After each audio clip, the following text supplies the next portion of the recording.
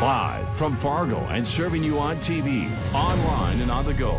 This is Valley News Live 10 at 10. Have you ever driven down a road and you're on your way somewhere and you don't even remember point A to point B? A reminder tonight for busy parents with little ones. Don't leave your child behind because hot cars can kill.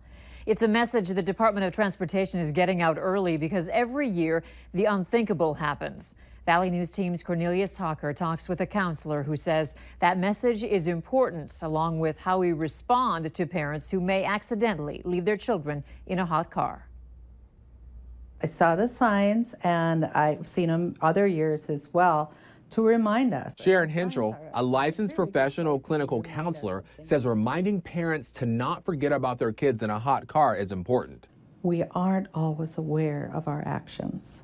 And when we're not aware of our actions every single minute of the day, we make mistakes. The site kidsincars.org details the stories of so many families who've been through the pain of losing a child because he or she was left in a hot car.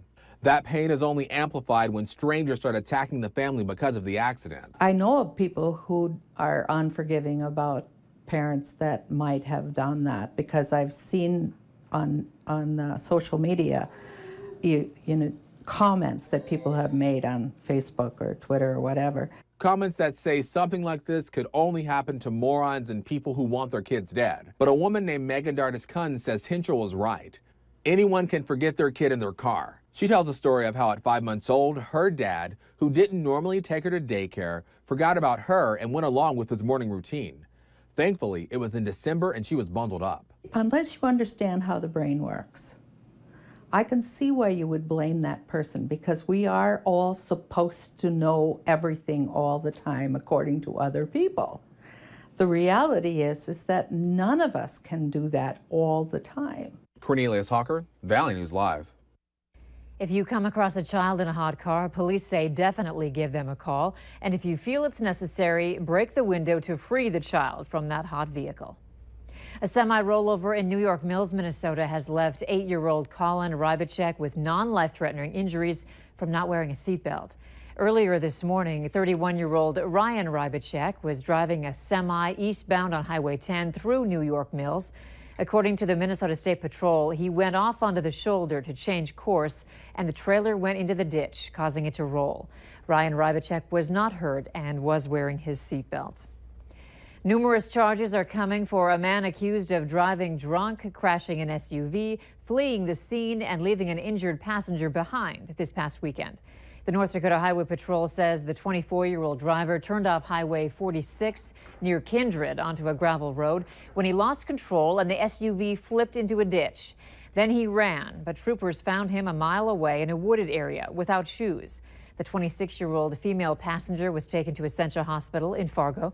We don't know yet the extent of her injuries. One of the men arrested on Friday on suspicion of kidnapping has been charged in Cass County District Court. 41-year-old Jose Toribio is facing multiple charges, including kidnapping and terrorizing. The incident started around 1 Friday afternoon. A call came in about a possible kidnapping in West Fargo. Police say Toribio and another man, Victor Toribio, forced their way into a home, assaulted 2 people, and took a 21-year-old man from the home in a blue Dodge pickup truck. Police later found the kidnapping victim near Great Bend, North Dakota, in Richland County. Viewers then sent us this video and pictures with police finding the Toribios and the pickup on 8th Street South in Moorhead about 2 hours later. Victor Toribio has yet to be charged. Today, rescuers searched the Red River after reports of a young man possibly going in. However, authorities say there are also reports that nobody actually went in.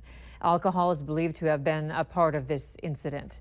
One person who supposedly jumped in to rescue the man was so intoxicated that they were unable to provide a detailed description. Rescuers say there is no definitive proof of anyone going in or even coming out, but say the current is strong and it could take up to 10 days for a body to surface. But the only thing we would ask is that people continue to respect the river, that it is dangerous, wear flotation devices if you're close to the river. Over the next several days, if we haven't found a victim, if they see something, please call. If they see anything that looks unusual, floating in and around the water anywhere.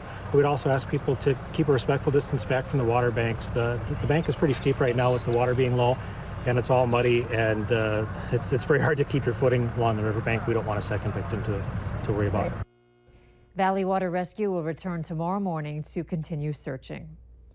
The Justice Department has announced charges against a federal contractor who they say leaked classified information.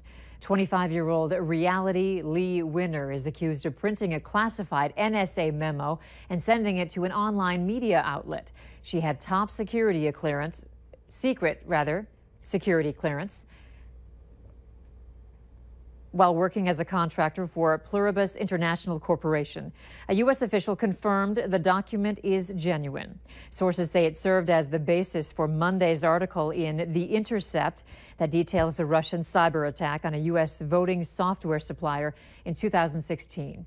Winner admitted to authorities that she leaked the document and was arrested Saturday in Augusta, Georgia.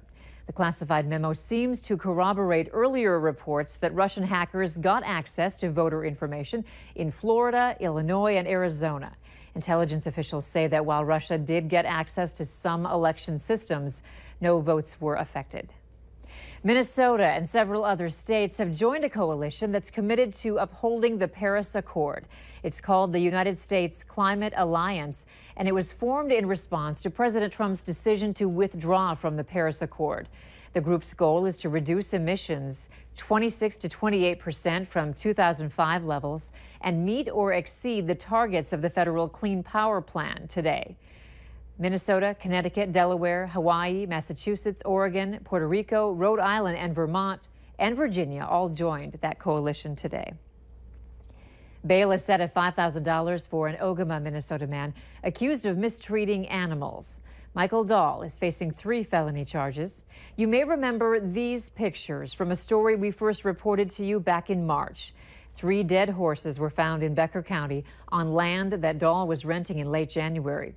Court documents say 2 of the horses belonged to Dahl, the 3rd to a woman who hired him to care for her animal while she was out of the country. Those documents also state the horses likely died of starvation and exposure to extremely cold weather. Dahl's next court appearance is set for later this month. The Bemidji Police Department is asking for your help in identifying these 2 women. Police say they are people of interest in 2 separate ongoing investigations. If you know who they are, you're asked to call Officer Donnell at 218-766-1591, that number right there on your screen.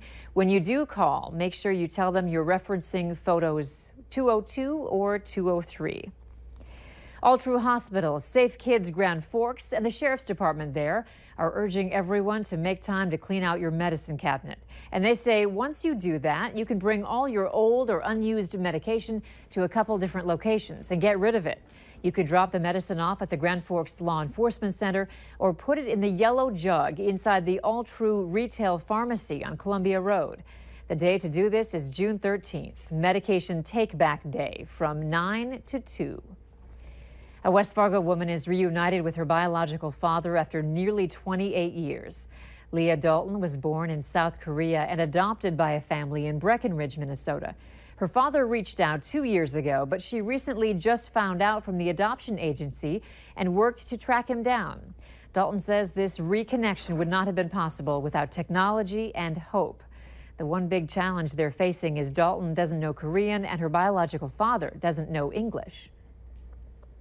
I think that they have a really good understanding too. So, like I said, it's a little bit of charades, but most of the time it's using our applications on our phone. Do you drive? When you drive? Is driving the same? Same? Leah says adopted children should not give up hope if they are on a similar journey and use the tools in front of you.